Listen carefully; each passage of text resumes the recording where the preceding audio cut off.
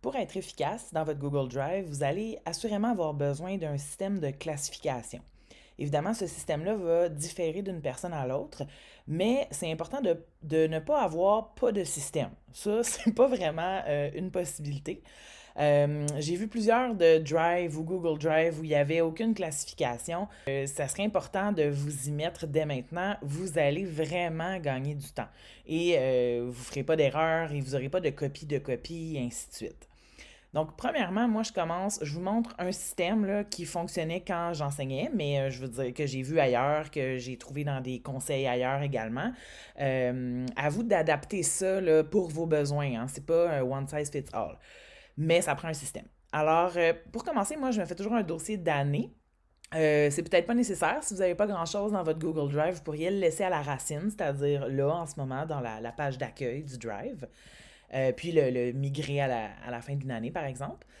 Là, imaginons que je rentre, bon, je suis une enseignante, je me suis fiée au thème de français secondaire 2 cette année, là, je cherchais quelque chose d'actuel. Donc, ils ont trois thèmes. Alors, thème 1, fantastique, thème 2, faire la différence, thème 3, policier, que j'ai chacun mis d'une couleur différente. Dans votre interface Google, n'oubliez pas que vous pouvez l'avoir en liste. Moi, j'aime bien ça en liste comme ça, mais vous avez sinon, si vous changez dans le menu ici à droite, vous pouvez le mettre sous format d'icône. Je vais le laisser comme ça pour la vidéo. Alors, ce que je veux faire, c'est que tous ces documents-là, donc on voit là-dedans qu'il y a des Google Docs, il y a un Google Form, il y a des présentations, mes slides de prof, et il y a même un Word qu'on va regarder tout à l'heure comment le transformer pour que l'élève, ça puisse être interactif puis qu'on puisse le corriger. Donc, pas interactif, là, mais en tout cas qu'on puisse le corriger dans Classroom. Alors, pour les sélectionner puis les envoyer, tout ça, c'est du thème 1. Tout ça, ça s'en va dans mon thème mauve. Alors, évidemment, je peux y aller un par un, les glisser, déposer. Je pourrais aussi cliquer, faire déplacer. Mais le plus simple, ça va être de les sélectionner tous au complet. Donc, si je prends ma souris, que je pars du bas et que je sélectionne, je ne vais pas sélectionner jusqu'en haut, j'arrête ici. Et là, ils sont tous sélectionnés en ce moment. Et là, je peux soit les glisser, déposer ou les déplacer. Alors, ce que je vais faire, je vais vous montrer avec déplacer vers. Et là, je choisis où je veux l'envoyer dans mon thème 1 et je fais déplacer. Et voilà, ils viennent tous de disparaître ici. Il me reste maintenant à les classer dans les bons dossiers. Alors, dans mon thème, j'avais créé un dossier activité, évaluation, notes de cours, texte et ressources. Donc, texte et ressources, ça pourrait être plus moi comme prof ou des textes pour les élèves là, qui ne sont pas nécessairement une activité, là, qui sont vraiment juste un texte, peu importe. Ça ne veut pas dire que ce système-là est cohérent pour vous, là, mais vous comprenez un peu l'idée, on sépare tout ça. Puis là, je viens de penser à une autre idée que j'aimais bien, moi, c'était des exemples de travaux d'élèves. Donc, j'enregistrais d'une année à l'autre des exemples pour pouvoir m'en servir l'année d'après. Alors, ça pourrait être intéressant aussi de les emmagasiner là. Donc, si je vais me remettre en mode liste pour voir le titre complet de mes fichiers, donc compréhension de lecture dans évaluation, critères de correction, ça s'en va dans mon... Oups, ça s'en va dans mon critères de correction, excusez, ça s'en va dans mon évaluation aussi. Mot passant, alors là, le texte, c'est une activité, disons-le. Un quiz, c'est une évaluation, mais un quiz pourrait aussi être une activité, là, ça dépend. Théorie, clairement, c'est ma note de cours. Le texte, ben, ça pourrait être dans activité. Alors ça, ce sont des exercices. J'envoie ça dans activité. J'aurais pu appeler mon dossier aussi exercice, là. Rendu là, ça vous appartient. Quiz et rédaction, tout ça, ce sont des évaluations. Et la théorie, finalement, qui rentre dans mes notes de cours. Vous pourriez avoir non classé, par exemple, la progression des apprentissages ou un document que vous auriez qui résume, tu sais, un peu l'équivalent d'une unité de travail, là, mais une espèce de planification de votre module. Mais ça serait intéressant de le laisser à la racine parce qu'il n'est pas obligé de trouver son domicile là, dans un de ces dossiers-là. Alors, imaginez que tout est classé comme ça, comment c'est simple et facile de trouver lorsque vous voulez envoyer quelque chose à l'élève à partir de votre Google Drive. On essaie d'éviter d'avoir plein de dossiers à la racine. Et là, regardez le cordonnier mal chaussé, j'en ai vraiment beaucoup, mais en même temps, pas tant que ça, parce que j'en ai beaucoup que c'est juste des tests, là, documents sans titre, je pourrais supprimer tout ça. J'ai beaucoup de choses souvent que j'enregistre rapidement et que je mets là, mais tout ça pourrait trouver facilement domicile dans les dossiers. Regardez par exemple le dossier que j'ai fait pour la formation Google. Donc, formation Google, développement de la compétence numérique, c'est ce qu'on a fait ensemble le 9-10 février. J'ai des documents juste pour moi que j'avais récoltés ailleurs dans d'autres écoles. J'ai les plans de formation pour vous qui sont tous classés par numéro.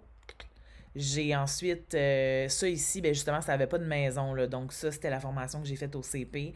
Ça, c'est les réservations de plages horaires que vous allez faire pour la formation, donc ça allait juste dans formation Google. Mais il reste que quand je cherche quelque chose, je le trouve.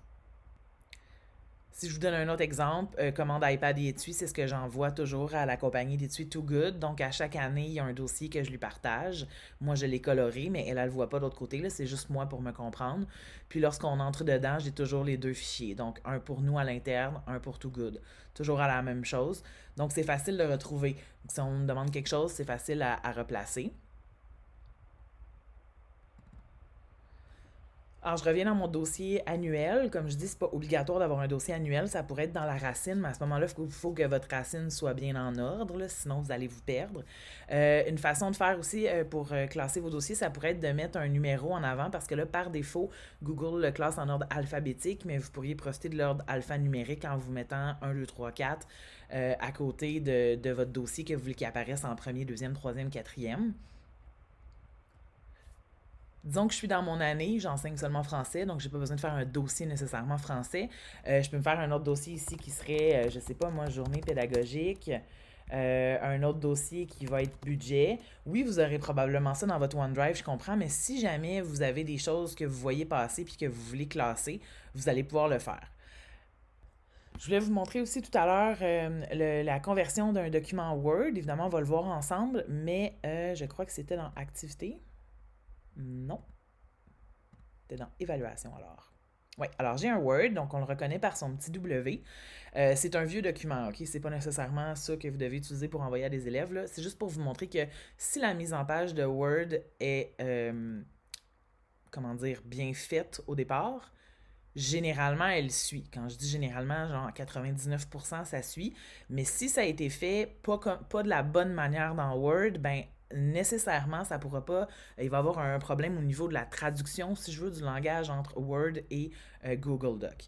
Donc, je donne un exemple ici. Donc, j'ai mon Word. Vous voyez un peu l'idée, là. L'élève devait aller placer la lettre. Là, il est en DocX. Oui, vous pouvez l'envoyer à l'élève comme ça. Je vous conseille vraiment pas de le faire. Mais est-ce que c'est possible? La réponse, c'est oui. Pourquoi vous ne pouvez pas le faire? Parce que quand vous allez récolter le document, vous n'aurez pas votre barre de correction à droite, vos critères de correction. Donc, vraiment, il ne va pas considérer que c'est un document Google qui va vous permettre la plus-value Google, finalement. Mais si c'est quelque chose que vous voulez juste envoyer en lecture seule à l'élève, vous pourriez.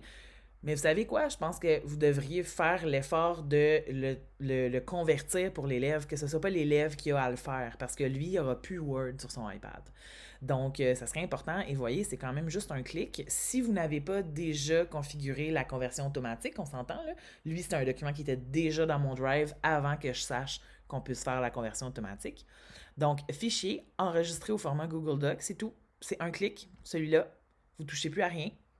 Il se crée dans l'onglet. Et là, évidemment, ça vous fait un genre de doublon. Alors, si je reviens ici, c'était quiz figure de style. Vous voyez que je l'ai en Word et vous voyez que je l'ai en Doc ici. Donc là, l'idée, ça serait de supprimer le Word après pour être sûr de ne pas créer la confusion. Je regarde la mise en page de celui-là ici. Elle est absolument identique. Regardez, là, je ne suis plus dans mon DocX. Je suis... Ça ici, c'est mon DocX. Bon, il a été supprimé, là, mais regardez, la mise en page est pareille versus ici. C'est pas tout le temps le cas, mais c'est que c'est une mise en page qui avait été faite de manière réfléchie, disons, dans Word, et ça s'est traduit comme il faut. Alors, si vous avez des problèmes de conversion de fichiers, probablement que dans Word, la mise en page était déjà, ben je cherche le bon mot, là, je ne veux pas dire boiteuse, parce que peut-être qu'à l'œil, c'était beau, mais en arrière, les fonctions de saut de ligne ou de saut de section ou de colonne ou de tableau, tout ça était mal paramétré. De toute façon, c'est pas grave. Ça se reparamètre différemment, puis il faut penser différemment aussi quand l'élève va remplir le fichier versus quand il faisait papier. Pourquoi ces lignes-là n'ont pas bougé? Pourquoi c'est resté droit? Parce que si on regarde comme il faut, c'est masqué, mais c'est un tableau. C'est un tableau dont les colonnes, dont les bordures, pardon, ont été effacées, sauf celles du bas.